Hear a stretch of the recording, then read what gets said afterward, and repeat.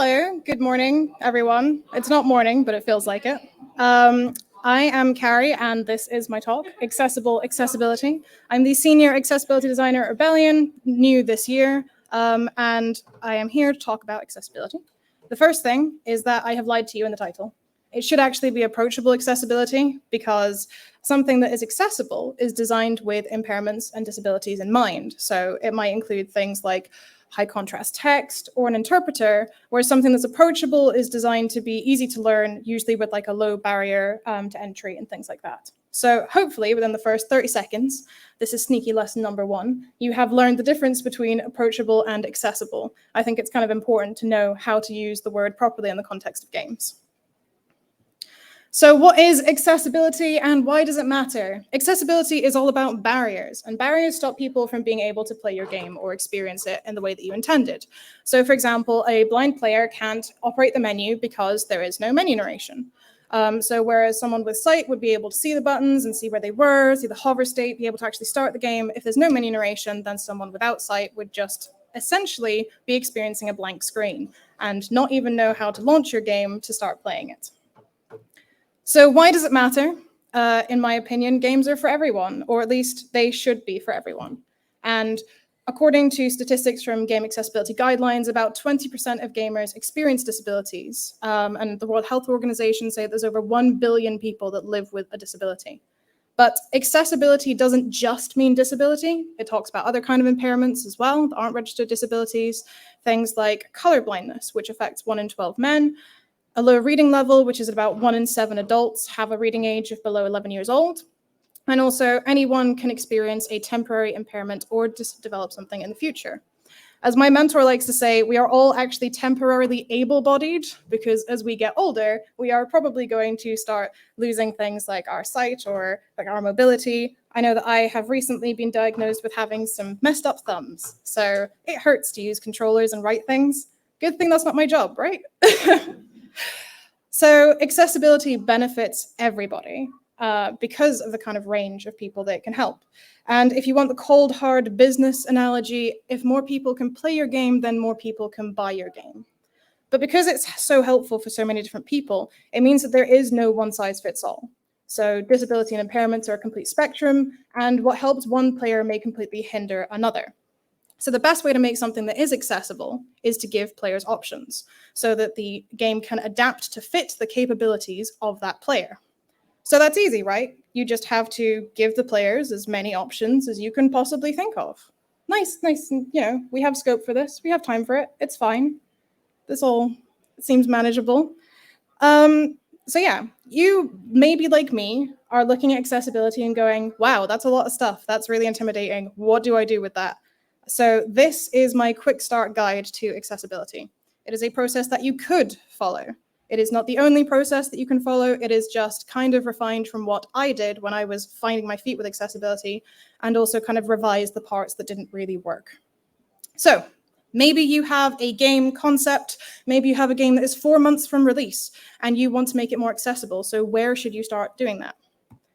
Identifying the barriers that exist in your game. So whatever stage of development you are at, begin with looking at what barriers exist. So you want to try and find out what are the things that are stopping people from being able to play and experience your game. A great place to start with that is somewhere like the Game Accessibility Guidelines, and they have this amazing list which is kind of split into basic, intermediate, and advanced tiers. If you're starting out, I recommend that you just go look at the basic tiers because those are kind of wide-reaching and kind of applicable to a lot of different people. Don't panic, there will be lots of resources at the end of this talk. But yeah, so I recommend that you start with that and kind of look through them and see what things apply to your game and make a list. And don't be afraid to copy paste it, work smarter, not harder, but as evidenced by the massive list of things, don't copy paste everything. That's going to make a producer very sad. So now that you have your list, we do get to what I like to technically call the producery bit. So you think about how to actually prioritize accessibility features. And what you have to do there is think about the impact versus the cost. So impact is things like what kind of barrier does it remove from your game? To what extent does it remove that barrier? How many people is it going to help?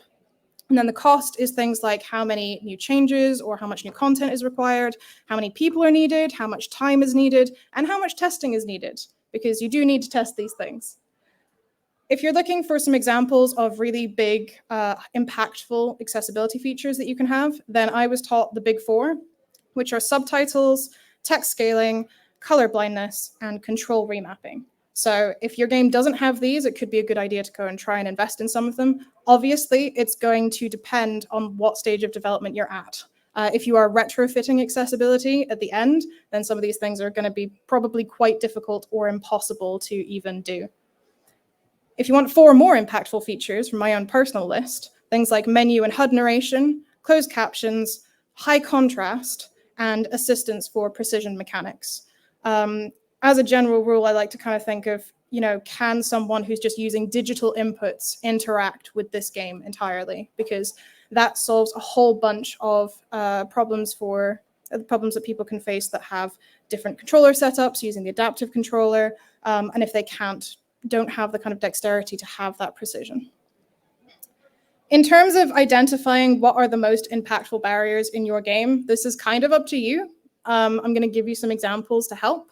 But so, for example, if you have a fast-paced game, then maybe the biggest barrier that you have are the reactions. And so something that you can do to kind of alleviate that is to have an adjustable game speed. Maybe your game's really narrative heavy, so the biggest barrier could be reading. And so way to alleviate that is by having some kind of text-to-speech or having all the text voiced. And if you have something that has really complex controls, then the controls are the barrier. And a way that you can alleviate that is through remapping or combo assists. So if you have like a fighter game that has loads of combos, then having some kind of combo assist could help people. A really great thing to do is to also just go and look at what your competitors are doing. It's really likely that you'll be doing some form of competitor analysis at some point for your game. So it's worth looking at your competitors from an accessibility standpoint. So Can I Play That and the Game Accessibility Nexus are both sites that are made by gamers who experience disabilities and have those kind of accessibility reviews on there. And you can go and see, okay, what have my competitors done well that I should be doing? What haven't they done well that I could do to make it better? And kind of learn from the mistakes that they have made or the things that they have learned. So once you've got your list of impactful barriers and you've prioritized them, you can get specific. So you need to think about what exactly you're going to need for each feature. When you're starting out, I recommend going to the Xbox accessibility guidelines. Now, it is very overwhelming. There's a lot of text there, but it's very comprehensive. And so you'll be able to go through and kind of look at something and say, right, what are the kind of industry standards that we can hit for this feature? So for something like text clarity, you can look at the different sizes that it needs to be displayed on different consoles or platforms, using a clear sans serif font, avoiding italics, all caps and underlines, and using colors with good contrast. Once you've got your list of what you need to be doing, then you kind of get to the implementation stage or engineering stage where you're actually putting it into the game. I can't help you with that. That's up to you to go and code it and make it work. But yeah, that's exciting if you got that far. Well done. So then you have to test it. So you can do this 2 ways. Using internal testing, you can obviously check from the criteria from the design specs that you have drawn up. You can check against the Xbox accessibility guidelines and their accessibility feature tags that exist. And those are extensions of the accessibility guidelines. So they have specific feature tags that if you hit all the criteria, then you get a little label on your game on the Microsoft Store. And it's awesome because it just tells your players what kind of features you have available, and it gives them more insight into whether or not they can play the game. And the other thing that you can do is perform accessibility test cases. So test cases that would be internal could be things like, can the game be played with one hand? Can the game be played without audio? And can it be played without full color vision? And those things are quite easy for someone to simulate, just to kind of run through that test and see, is this actually possible? Where are the things that we're falling down on? External testing is something that I highly recommend that you do.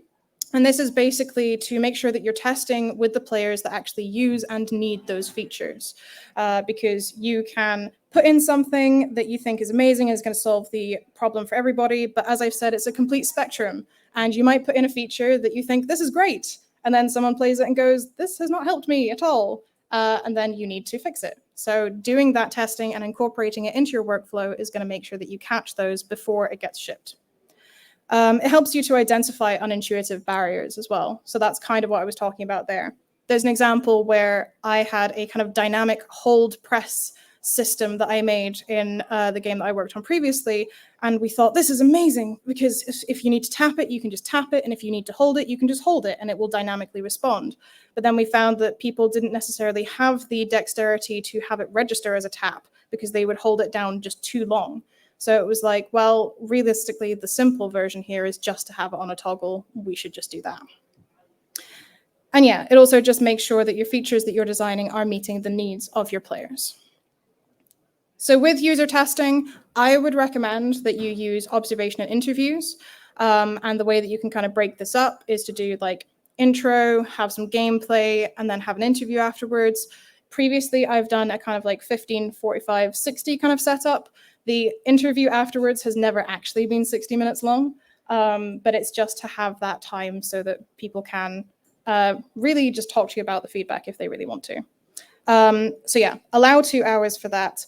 But bear in mind that different people that you are recruiting may have different capabilities. So they may not be able to stick to those time limits or time requirements. You might have to do it over several sessions. So just be like cognizant of what people's capabilities are when you're recruiting. Now, user testing as well is a whole world of its own, and it has so many things that you need to learn about it to make sure that you're not asking leading questions and that you're asking probing questions. So if you want to learn a bit more about that, I would recommend the Games User Research book and absolutely anything by Steve Bromley. He's amazing. So yeah, but just try and keep it simple and let the player experience it and give you their own interpretation of what they have experienced. Able Gamers is a great way to do this. So they're a wonderful charity in the US which offers a player recruitment program. You can recruit up to 10 players at a time for free, but you must pay your participants, always pay your participants. And it's recommended at least £20 or $25 an hour. So that kind of gives you an idea of the kind of low price point where even indie studios could come in and do that. Also consider rewarding these testers by listing them and Able Gamers in the credits of your game, or by giving them a free copy of the game when it releases also. There's lots of ethics around recruiting people to do testing, especially when it comes to people with varying capabilities. So Able Gamers and their recruitment scheme kind of handles a lot of that for you. So it makes it a lot easier kind of working through their channels. And they have a whole player pool that you kind of just send out your recruitment advert for. You list things like triggers or things that you are looking for. And then they will get back to you with the players that have responded with interest, and then you kind of take it from there. And when you're doing that, you can either do a general kind of session where it's with a range of players of varying capabilities. And this is really good for like a first stab when you have a couple prototypes and you just want to see what are the things people are flagging up. Or you can have a focused session with a kind of range of players with similar impairments. So I've run both of these. We did one where we had lots of visual filters that we implemented. So we brought in a bunch of people with visual impairments to test those specifically to see if they were helpful, which they were, which was great. So that's kind of the overview to my quick start into accessibility. So identifying barriers, prioritization, writing the specs, implementing it, and then testing it. Once you've gotten used to doing that a couple times, then you can look into other things like inclusive design, where accessibility is kind of interwoven with development. And I like to make kind of like checklists or heuristics to kind of help guide development for that. And this is just really helpful for people who maybe aren't experts in the field, but you can give them something like these guidelines to just kind of help them consider these things as they're working through their job of design or art or GUI. So an example of an inclusive design checklist that I have is using multiple sensory channels to convey information. As long as you're using things like visuals and audio and haptics sparingly, then you should be kind of making sure that you're covering a lot of bases. Because if someone doesn't have sight, but it's communicated through sound, then immediately you're kind of solving that barrier.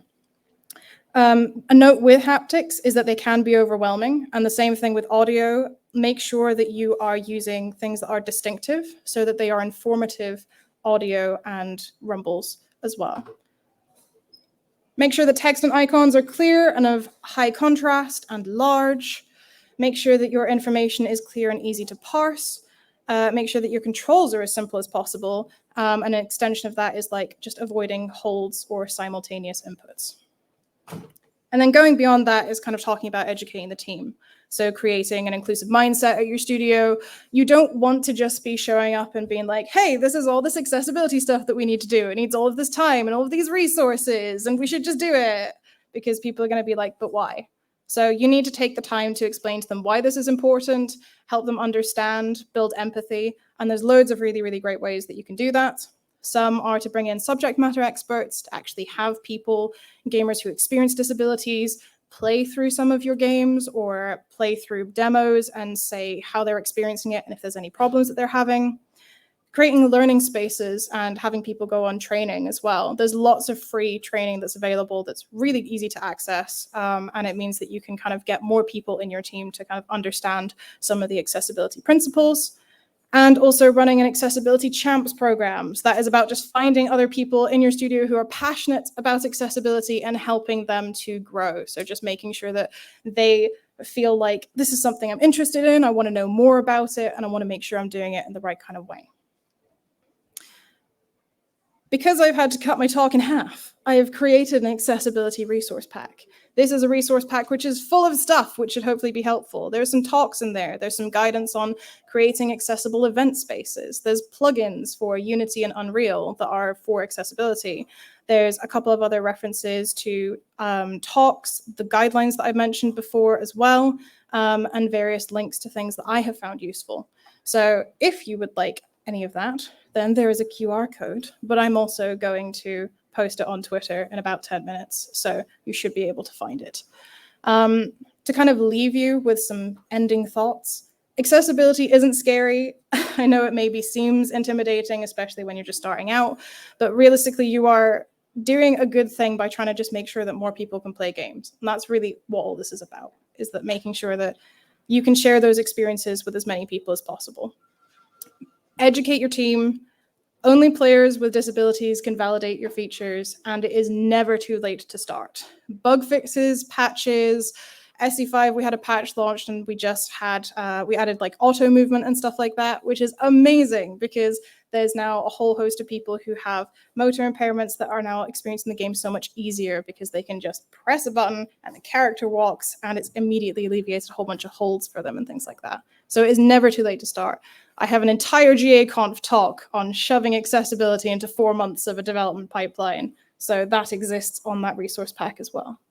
I'm going to hand over to Alastair now, and then we'll do questions at the end. Is that okay? Awesome. Thank you.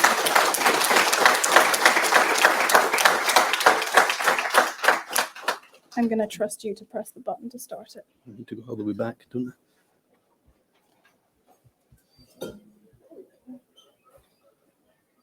That one? Are we good? Nope. Worked on rehearsals. On the wrong screen.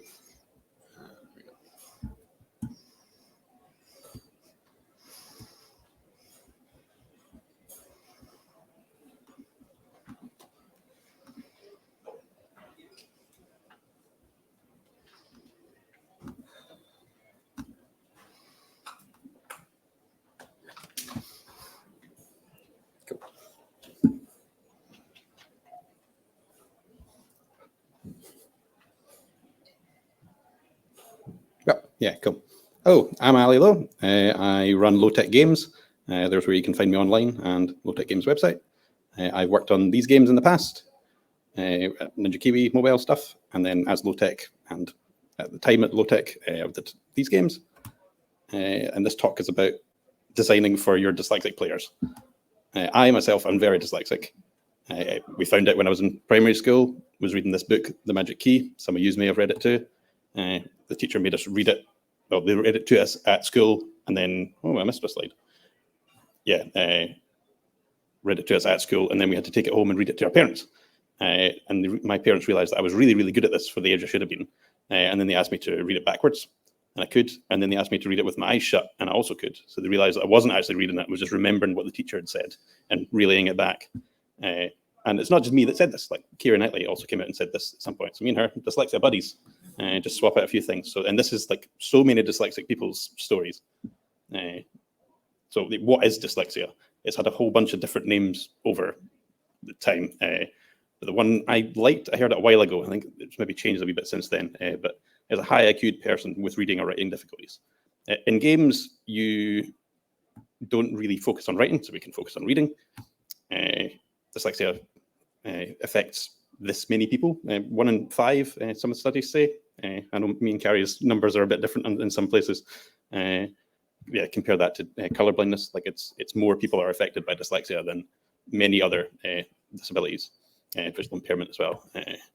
So yeah, if you look at the Venn diagram of dyslexic people and gamers, the crossover is absolutely huge. So let's look at text and games. Back in the day, like text-based adventure games, Zerk, this is a dyslexic nightmare. You just would not enjoy playing this. There has been some like things that make dyslexics be able to play this more recently, but even then it's still quite daunting. And then as like machines got more powerful, it kind of focused more on the graphics and the gameplay, which was really great for me. So I absolutely loved like the original Mario and Zelda and stuff. But as time went on and machines got more powerful, they started adding more text, and I just kind of tuned out all that kind of stuff and missed out on so much of the game.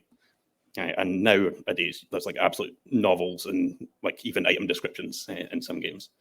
Zelda does quite a good job at like highlighting specific pieces of text with color. But again, if you're colorblind, that's probably not good. Dyslexic and colorblind here, it's a bad hand.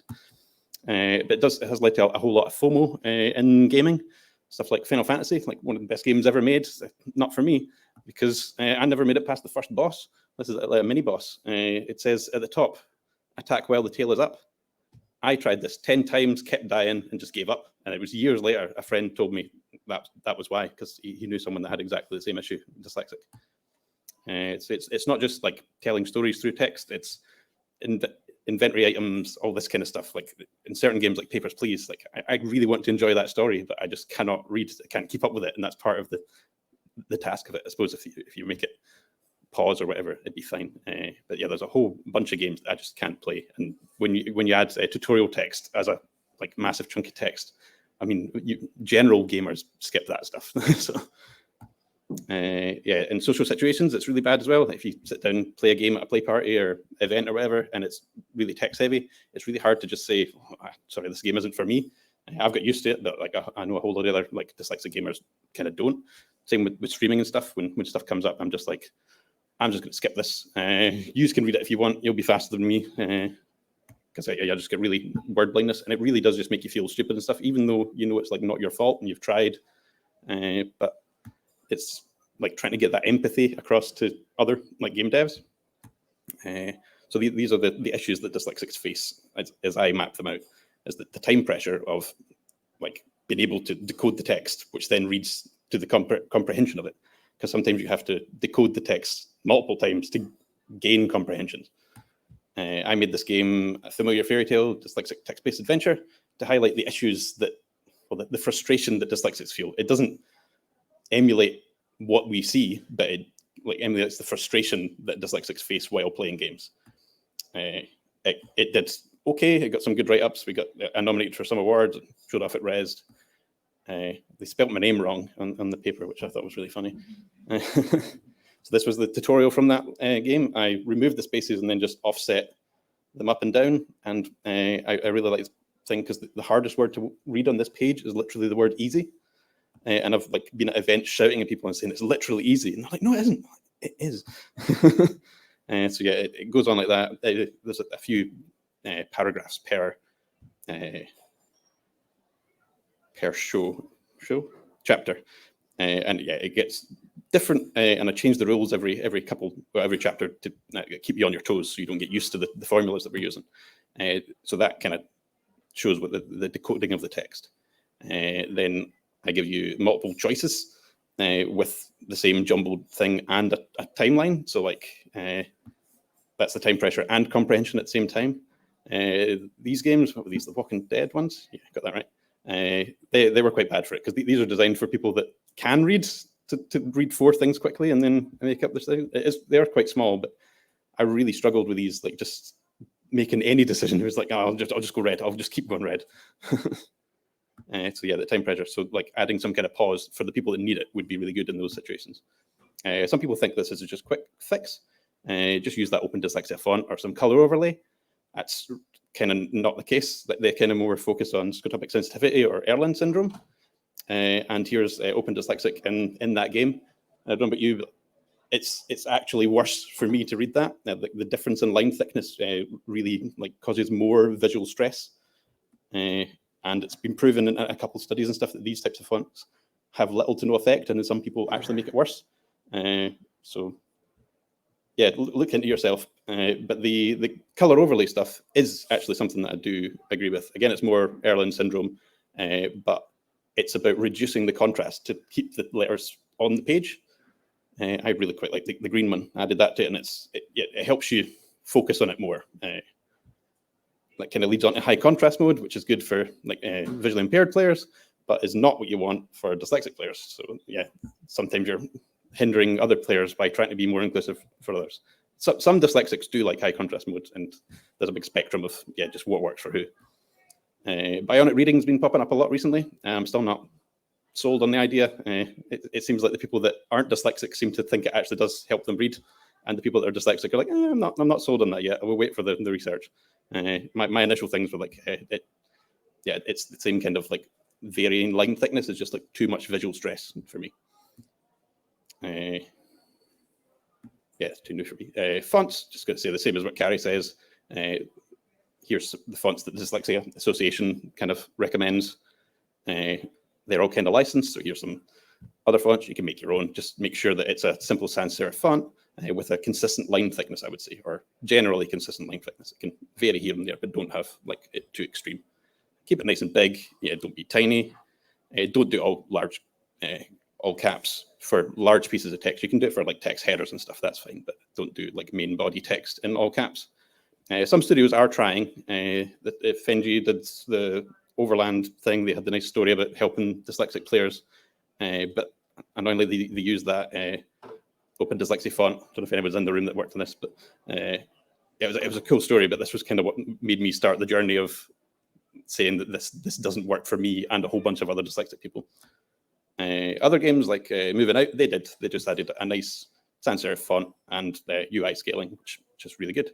Loop Hero did a similar thing. They've got a really pixelated style, but they added a non-pixelated font in their game for dyslexic players to make it easier to read. And they said a bunch of people were saying, I'm not dyslexic, but that really helps. I would say if you're hearing this a lot, just change your font because it's not doing the job that it was intended for. It's more style over substance at that point. This is a game that's for the Game Boy Advanced, and I've did old NES games and stuff. It was weird. These guys reached out to me and said, how could we make our game more accessible for dyslexic players? And it was really cool. We had a really cool chat. I was like, you're doing all the right stuff already. You don't have much text on screen. It's mixed case, all that kind of stuff. It led to a cool chat of could we have a dyslexic skew for localization of just saying less and none of the guff, none of the flavor text and that stuff. It would cost more, but it wouldn't cost that much more because there's not as many words. So, but I do think there is a golden bullet in the space for dyslexics, and it's text-to-speech. Text-to-speech has completely changed the way I live my life. I learned about it in college, and I could not imagine doing my day-to-day stuff on the computer without a screen reader. And it completely cuts out the decoding of the text and helps you focus on the comprehension of the text. This is a side note, but if audio description in cinemas is amazing, especially if you're dyslexic. If it doesn't have a dub, you can go. They give you a little headset, and you can tune into a frequency, and it reads out all the text and tells you what the actors are doing and stuff as well. Sometimes they give really funny descriptions. Everything Everywhere All at Once is hilarious with text description on. I recommend you go watch it. But games are not films. They don't cross over in that way. Films are a linear progression. They're easy to add these systems which make subtitles and audio description. There's formats to do that. Whereas games, it's really, really hard to have a system that's easy to implement. And I think it'd be quite dangerous if we tried to enforce these types of things if we didn't have these systems in place. I think there is a gap in the market for accessibility middlewares, much like Wise and Fmod in the audio space. It would be nice to see some more universal like accessibility solutions in the space, so that gamers know what to expect between applications. But I do think it just falls on Unity, Unreal, the platform holders to make this easier for people to add, because currently there's like no real native text-to-speech on any of these systems. So yeah, what are the available options? You've got a bunch of cloud stuff in Azure and Poly. You've got Flight, which is really codey. Read Speaker is getting there, but it's not quite there yet. And Dyslexic, which I make. Yeah, I'm going to talk about it now. I had the idea to make a Unity plugin to make this easier to do. Teamed up with InGame and Dundee, we made Dyslexic. It's a plugin that makes it easy to add text-to-speech to your Unity game, focused specifically for dyslexic users. We'll get back to that a wee bit in a minute. But here's some trends in the kind of tech and game space. Minecraft, Roblox, Assassin's Creed, a whole bunch of people are using text-to-speech, and it's becoming like more mainstream, like even out with dyslexic people. Can't talk about accessibility without talking about Last of Us Part 2. This was just after I'd started working on Dyslexic, and it came out, and the first option it said was like, do you want text-to-speech before you even start the game? And I would, like, my floor was on the ground, no, my jaw was on the ground. I was like, yes. So then that means everything after this point is then read to you audibly. It was amazing. As Cari said, it might have a bit too many accessibility options, but yeah, they're there if you need them, and that's all that really matters. Assassin's Creed Valhalla more recently did a really good job, because like Last of Us, it actually audibly said, do you want text-to-speech turned on in the text-to-speech voice? Which, again, I was like, wow, they've one up that, The Last of Us. They also have a cool like hover over menu navigation system, which again is not good for visually impaired people, but for dyslexics it's amazing, because you can be selective in what you want it to read. In certain parts of the game, you find these like lower dumps where you can have a little read, and that's really cool. But usually these things, if they do have text-to-speech, it's like 1 speed. And if you've heard anybody that uses text-to-speech on a daily basis, they've got it cranked up to 10, and it's not fast enough. Like they want it to be 100 miles an hour, and it just leads to bored gamers, and they just end up skipping it after they've read a few. And when I look back at stuff like BioShock, did the audio logs, which were amazing. It means that you could listen to this lower dump while continuing exploring the world, and then you could pause the game if like a cutscene or whatever happened. In Dyslexic, we call this play on exit, so you can tell it to play the text and then like continue playing.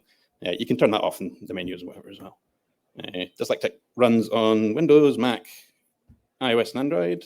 That's right, yeah. There's the logo. It's out on Unity Asset Store and on Itch. I think it's free on Itch at the moment, if you just want to give it a look.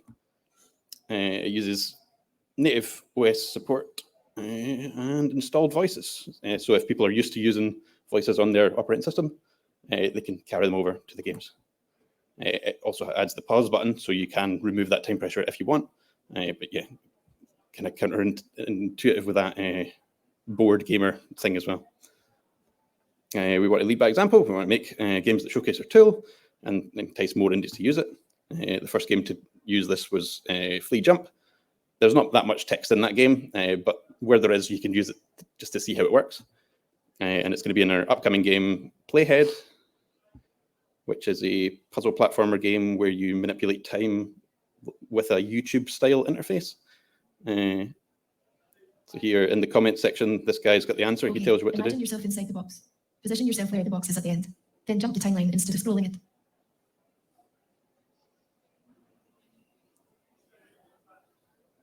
Yeah, there we go. I thought that was a good way to show off. Okay. Oh, really? I've been talking 100 miles an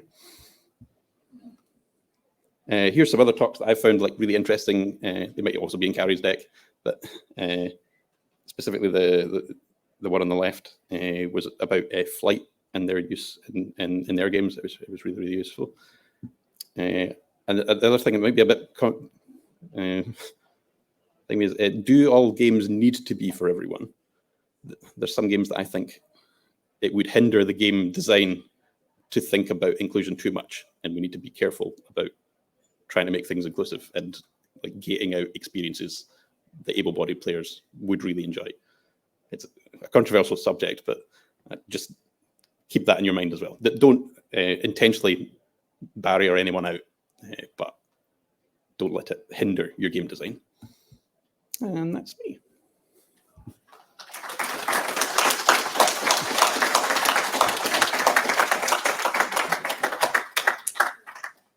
we have time for questions? Excellent. 10 minutes. Fabulous. You're gonna have to specify who you want to ask. Red shirt guy. It just occurred to me when you're talking. What are your thoughts on games that don't particularly need sort of they don't use sort of storytelling in that way, so it's more visual sort of storytelling, like, I don't know. I think those are great. and stuff like that. Yeah, stuff like Hyper Light Drifter, or like anything that's kind of like like text. Like the text isn't used to tell the story. If it's all visual, that's absolutely amazing, because it cuts down on the production pipeline as well, because you don't need to do any localization. So yeah, for indies, it's a really good way to go. But some stories just can't be told that way as well. So. Well, I generally think that they tend to be better storytelling techniques. It depends what type of story you're trying to tell, though. That's the But yeah, I'm for them. Thanks.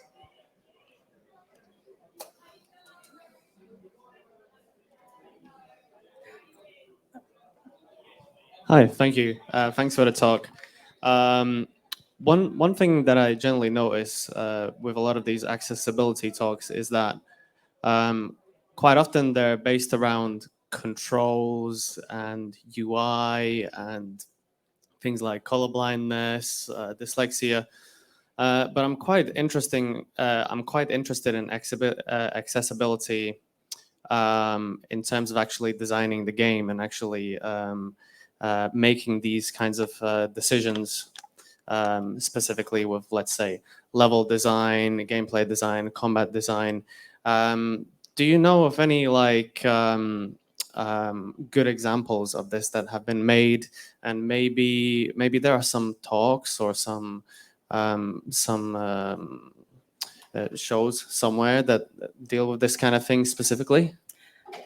Yeah, so as far as I'm understanding, you're talking about like games that are designed around like specifically those game design decisions have been made with accessibility in mind. So I think preface, you're probably not going to be able to make a game that is accessible to everybody, but you can make games that are really accessible to like a certain group of people. One thing I would recommend is Blind Drive. So that is a game which is, the whole premise is that you are blindfolded and kidnapped, and you have to drive a car whilst blindfolded, while strafing like between oncoming traffic. And the entire thing is done with audio. So there is some like visuals, or there are visuals, but yeah, the whole thing's audio. There's different levels. There's like a narrative that goes along with it. I think at the end you end up like you have your grandmother strapped to the top of your car with like a bazooka rocket, and there's a helicopter. It gets pretty mad, like, but there's a really great games accessibility conference talk about that and how they designed that. So that could possibly be a good place to look. Does that answer your question? Yes, thank you. Awesome. Yeah, there's a good space in like the audio game scene for people Absolutely. like that.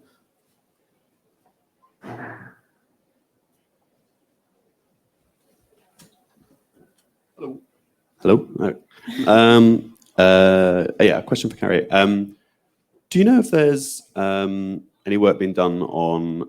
I guess it's just accessibility is more about disability and stuff, but things like content warnings or trigger warnings or anything like that. Do you know if that's happening? Do you know if that's things people are investigating? Things people are investigating. I think it's things people should do. There are some games that are putting content warnings out, and I think that it's incredibly important. Like, I think most games should have a photosensitivity warning, because I think most games are going to have flashing elements that they need to warn the players of beforehand, regardless of if you can turn it on and off. I don't know anything explicitly, but it is something that I think, especially if you have like a first-time setup, I think it's quite easy to just put in a little pop-up to say this is a content warning, or have it in the description of the game as well. That's something I'm always advocating, is put this information out before the game is live so that people can see if they can play it or if it's suitable for them, because the last thing you want them to do is purchase a game and then they go, oh, I can't play this. This doesn't, or this doesn't suit me. So Thanks. no worries.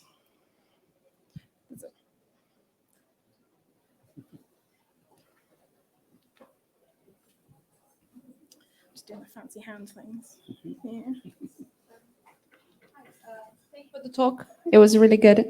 So I was wondering, because you make all of this great work to do with the accessibility in games, but I actually find games development incredibly inaccessible. So when are we going to take all of these great lessons and apply them to our own work? Because as someone who is very dyslexic myself, games development is a nightmare.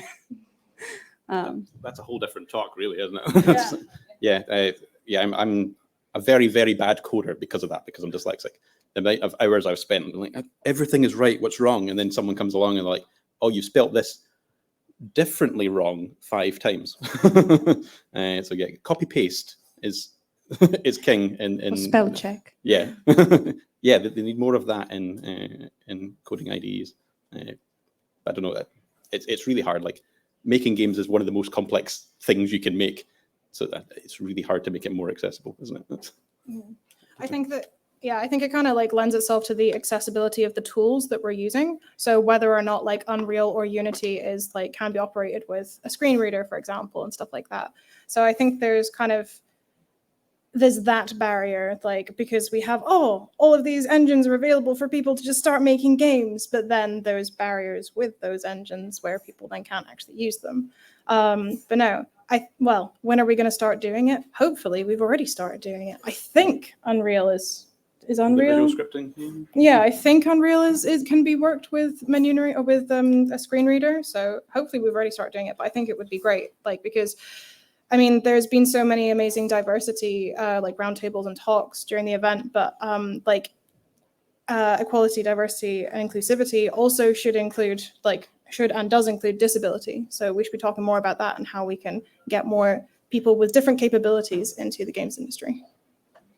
And we're like living in an amazing time right now. Like back when I was starting game dev, like had access to the internet, but like YouTube and stuff wasn't a thing. And I didn't know about text readers. So like tutorials just weren't a thing for me. But nowadays, like YouTube and screen readers, like there's so much things to help people learn the tools, which didn't exist 10 years ago. Thanks very much. I've just been handed the mic, just so you're not too baffled. Just thank you so much for the work. I wonder if there's any reflections on autism and neurodiversity in that sense. I know it's a huge subject, but it'd be great to hear from you. I'll let you go. Reflections as in like, could you? Are there similar resources that you're sharing in the slides, for example, or is there any way in which we're thinking about the kinds of attention difficulties that are specific to? I mean, it's obviously a very huge range of experiences. So in the game accessibility guidelines, they separate things out into the kind of 4 areas of accessibility. So motor, hearing, visual, and cognitive as well. So that covers a whole range of different cognitive impairments that people may have or challenges that they might face. So there's a lot of really good stuff there. There is some overlap with visual. I know that from working on previous games that sometimes with autism, it can help to have a similar kind of color overlay like Alastair was talking about. There's considerations in the guidelines for that kind of thing, but it's all kind of, it's all considered at one time. I know that it was very heavy on kind of like motor and visual and audio accessibility, but a lot of things like making things easy to parse, using multiple visual channels can really help, especially with people who learn differently. Like, you may be audio sensitive, so if there's like an audio cue for something, you may not be able to process that the same way. So having a visual to back it up is going to be helpful for conveying that. Does that help? That's really great. Thank you so much. I think that's all we have time for. Thank you.